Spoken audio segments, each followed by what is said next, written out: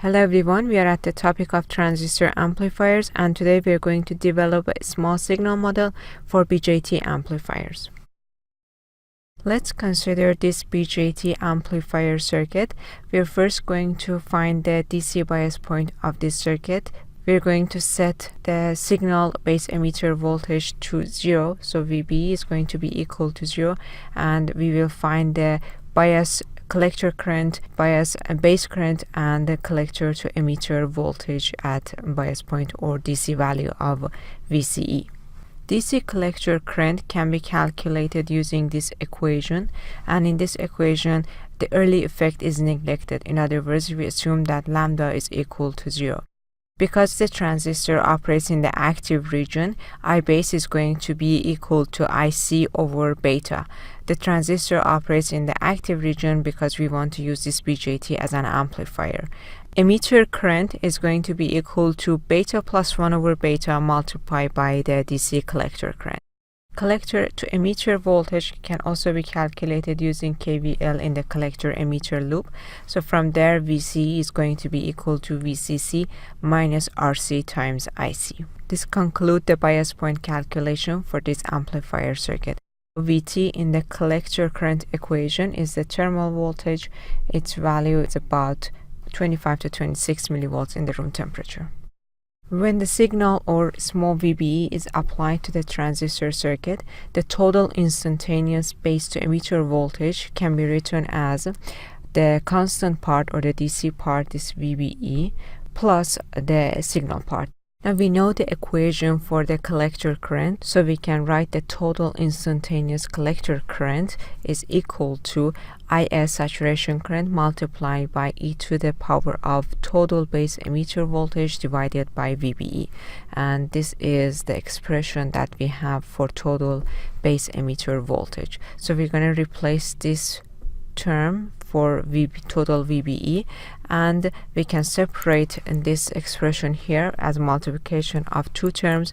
As a result, IC total current is going to be equal to this expression. In the previous slide, you saw that the DC collector current is equal to this term, which is in fact this part of this expression. As a result, I can write the total collector current is equal to the DC part of the collector current multiplied by this expression. In this total collector current, if base emitter voltage, this signal base emitter voltage, is much smaller than the terminal voltage, using Taylor series expansion and neglecting the higher order terms in the exponential series expansion, we can write IC total collector current is equal to the DC part of the collector current multiplied by 1 plus signal base emitter divided by terminal voltage. In other words, under small signal approximation for BJT, when signal VBE is much smaller than the terminal voltage, we can write the total collector current as summation of the DC part of the collector current plus a constant term multiplied by the signal that's applied to the base emitter.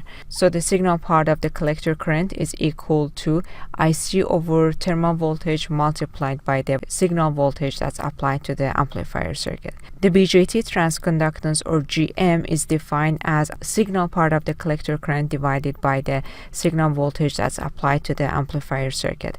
So GM is IC over VT, the DC collector current divided by terminal voltage, and signal current is related to signal voltage by a term called GM. So IC and VBE have a linear relationship with each other. The total base current is also related to the total collector current by this expression. I base is equal to IC divided by beta, and because we found an expression for the total collector current, we can replace it in here and find the total base current. And if you do that, you can divide the total base current as summation of the DC part of the base current plus the signal part of the base current, and from there the signal part of the base current is equal to 1 over beta IC over VT times the voltage signal that's applied to the amplifier. In other words, I base is equal to GM over beta multiplied by VBE. The small signal input resistance between the base and emitter is denoted by R pi in the BJT amplifier circuit, and By definition, R pi is VBE over I base, and as a result, R pi is equal to beta over GM, or terminal voltage divided by DC base current. We can also find the voltage gain of the amplifier, or the relationship between the signal part of the output, or small v subscript small ce, to the voltage signal that's applied to the amplifier. Let's write a KVL for the collector emitter loop.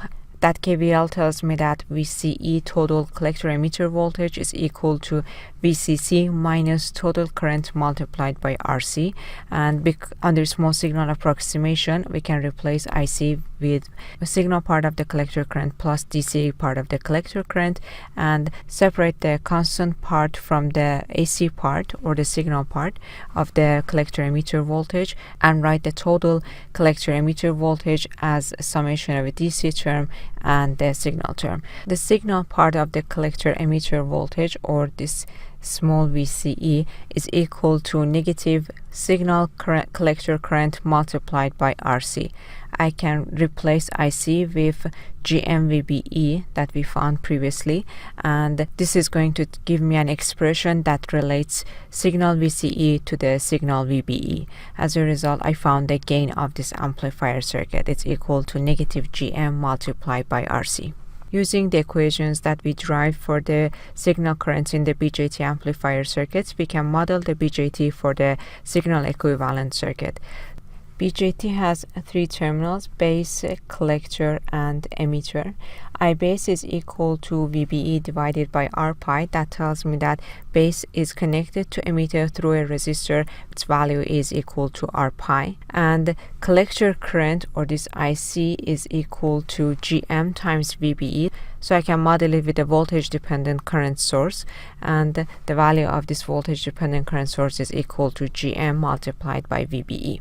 To complete our small signal model, we need to add a resistor between collector and base to take into account the effect of collector to emitter voltage on the collector current. As you can see here, we added this term to the collector current equation, and this is to model the early effect. In this total collector current equation, GM is equal to IC over VT, R sub O is equal to VA, or early voltage, divided by DC collector current. VA, or early voltage, is equal to 1 over lambda. R pi is equal to beta over GM, or VT over DC base current. Please note that V pi is the same as VBE, so V pi is equal to small VBE, or the signal part of the base emitter voltage. It's the voltage between base and emitter, or signal voltage between base and emitter. So GM multiplied by V pi, the value of this dependent current source, is equal to GM I base multiplied by R pi, and that is equal to beta times IB. So I can label this dependent current source as beta times IB. They are the same. Just like PMOS transistors, the small signal model for a PNP transistor is the same as the one for NPN transistors. We are going to label the base to emitter voltage as VBE or V pi, and the value of this dependent current source is going to be equal to GMV pi, and GMV pi is going to point toward the emitter for both of the PNP and NPN transistors. Let's compare the small signal model for a PMOS or NMOS with the one for NPN and PNP. If you compare these two, they both have a voltage dependent current source. There is a resistor that connects collector to emitter, and there is a resistor that connects drain to source for a PMOS. And one important difference between these two is that MOS has an infinite resistor in the input at the gate to source, compared to BJT, which has a finite resistor R pi between base and emitter.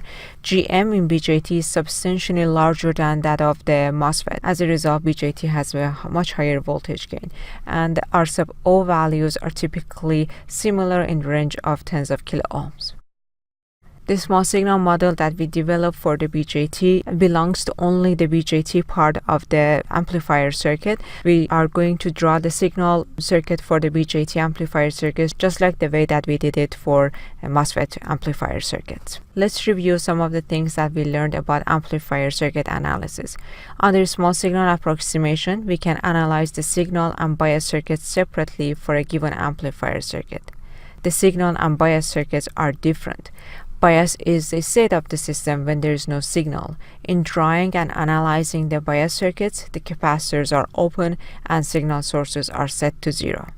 Signal circuit is the same as signal equivalent circuit or the small signal equivalent circuit.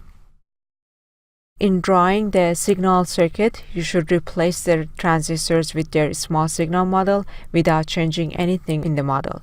You should keep the resistors, find the nodes they are connected to in the original circuit and connect them with the right node in the signal circuit. Short the capacitors and set the independent DC voltage sources and DC current sources to 0. Let's use everything that we have learned so far to draw the signal circuit for this BJT amplifier circuit. We are going to zero out the independent DC current and voltage sources. So this negative 10 volt and this positive 10 volt are going to be grounded. We're going to open this DC current source in here. We're going to short the capacitors, this one and this one. Resistors are going to stay the same, and V signal is the signal source that's going to stay the same for the signal circuit. So I have V signal, and there is R signal, the signal resistance, and the output resistance of the signal source. This is grounded, and our base, it is connected to the ground. And here are 3 terminals for my BJT. This is emitter and this is collector. There is a resistor R pi between base and emitter. There is a voltage dependent current source between collector and emitter. The value of it is GM V pi, and this is plus minus V pi. And there is a resistor between collector and emitter, that's R sub O. Collector, which is this node in here, this is emitter. Collector is connected to the ground, so I'm going to ground this one. From the emitter side, this is open, so I have open circuit in here, but the capacitor is short and it's connected to RL, so I have RL in here, and I take the output from the emitter terminal. So this is V out. Here is the signal circuit for this BJT amplifier circuit. In summary, we derived a small signal model for BJT devices and learned how to draw the signal circuit for BJT amplifier circuits. Thank you for watching.